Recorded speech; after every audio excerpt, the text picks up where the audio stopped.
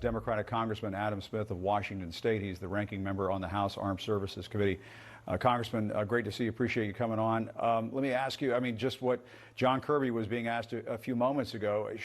What do you think? Should the U.S. be contemplating this idea of sending troops into Gaza to help free Americans being held hostage there? Presumably those would be special forces type troops. But what are your thoughts?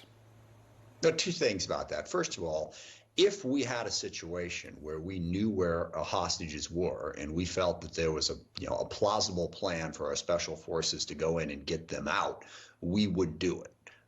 It's just highly unlikely, given how Hamas has built the system of tunnels and hiding places throughout Gaza. I forget the name of the Israeli soldier, but they held an Israeli soldier for years without Israel being able to know where he was and rescue him. So if that situation presented itself and we felt, yes, our troops could go in and get out an American, clearly we would do that. It's just under the circumstances, it seems highly unlikely that we would have that degree of intelligence and confidence that we could do that successfully. And Congressman, we're showing our viewers some live pictures of Gaza. It's 12:19 in the morning over there. It is eerily quiet. It looks very similar to what we were showing our viewers yesterday. What is your sense as to what is happening right now? And I suppose there was some expectation that this was going to start at some point this weekend, and it hasn't. Do you know what might be behind that? What are your thoughts? Well, I think there is deep concern, by Israel and by the U.S. as well, for the humanitarian crisis that is unfolding in Gaza and for the civilians that are in harm's way. And this is part of Hamas's plan. They put civilians in harm's way. They take supplies away from humanitarian aid for civilians and keep it for themselves. They want the civilians. We're here. They're blocking civilians who are trying to leave. So Israel, the U.S., and a lot of people in the region are trying to figure out how can we deal with the threat from Hamas and protect civilians. They're trying to open up humanitarian corridors. Certainly the one in Egypt is being talked about. They're still hopeful that they could potentially have one into Israel. But how can we do that safely? And what will Hamas do to block it? Look, I mean, and I know this is an incredibly emotional issue. People are suffering horribly on both sides of this fight. But there is one thing I hope people will keep in mind. Hamas literally does not care about human rights or civilians or about protecting life. Israel at least cares. They don't always do everything we would like them to do, but they are fighting a determined enemy, and an enemy that's determined to wipe Israel off the face of the map. It's a very difficult situation, but I think what's happening is people are trying to wrestle with that conflict. How do you stop Hamas while minimizing the incredible humanitarian catastrophe that's going on in Gaza right now?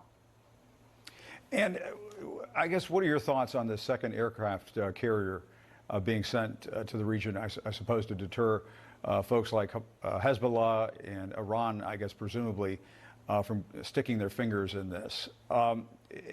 Should they take this as a serious threat of the use of force by the United States? Yes, absolutely. That's the second big thing that's going on, is to try to stop the conflict from spreading. As has been well reported, there is concern about what Hezbollah may do from Lebanon, and there is concern about what Iran might unleash in terms of other militia groups that they have in places like Syria and Iraq. And in some cases, those groups could threaten U.S. military personnel.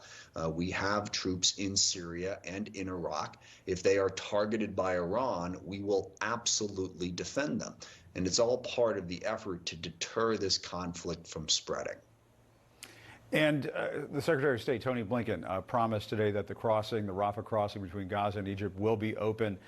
What do you know about why this is becoming a problem? American citizens in Gaza say they're still stranded at the border. What's being done to get them out, and what is going on with this crossing? Is this the Egyptians? Is this Hamas? What's happening? Well, I think it's a number of different groups. Hamas is, as I said, trying to prevent people from leaving. That helps slow down the process. And then both Israel and Egypt want to make sure that their security is protected within this corridor. In Israel's case, they're worried about weapons and supplies getting in to strengthen Hamas within Gaza. Egypt is worried about, Hamas militants or other extremists coming out of Gaza and into Egypt. And, I think both Egypt and Israel are aware of the fact that they're going to have to take some degree of risk. There's no guarantee that if you open up this corridor that either of those bad things that I just outlined might not happen to Egypt and Israel. But it's a risk they're going to have to take if we're going to contain the humanitarian crisis that the people in Gaza are facing right now. All right. Congressman Adam Smith, thanks very much for your time. A lot to keep our eyes on this evening. We appreciate it. Thanks, Jim. All right.